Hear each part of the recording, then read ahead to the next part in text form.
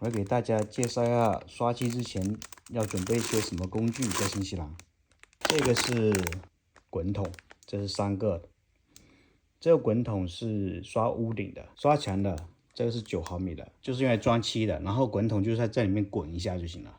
然后这个呢是另外一种桶，这种桶呢就是可以用来给小的那个小滚筒使用，或者刷子使用。我买了好多把这种刷子，因为不同的刷子有不同的作用。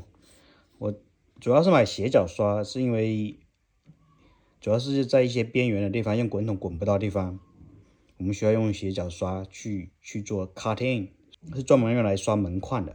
那这个呢，就是刷门框边上的墙。这个是一样的，就是不同的 size。这个是50毫米的，就是宽一点。这个是一个套装，就是带了滚筒，还有这个把手。这个是用来刷门的，门和门框，还有立脚线。它是4毫米的毛长。然后这个是这个桶的盖子，是盖子。当然反过来也可以用来装东西，也可以用来装漆，是一个小的滚筒。也可以把这个滚筒放在这里边滚。这个是大的那个滚筒的那个支架，就是把这个大的滚筒这样塞进去。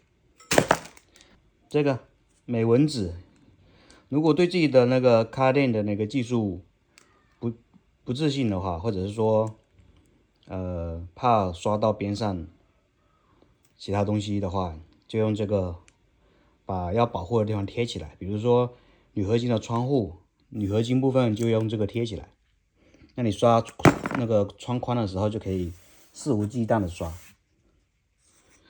这是一个老鼠尾巴刷，是在一些非常小的缝隙里面需要用这个刷子。这是另外一个美纹纸。这个美纹纸就是说，如果想刷一个非常漂亮的直线，然后不会有那种毛边的话呢，你就需要这种高端一点的美纹纸。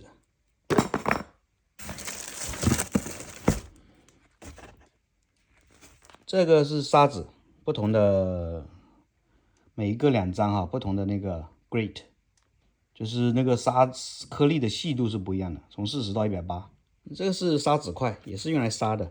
然后这个用完以后还可以把那种普通的砂纸包在这上面，你就可以继续使用。这个塑料纸的话就比防水性更好嘛，就是大桶的漆不小心倒在上面它也不会渗透。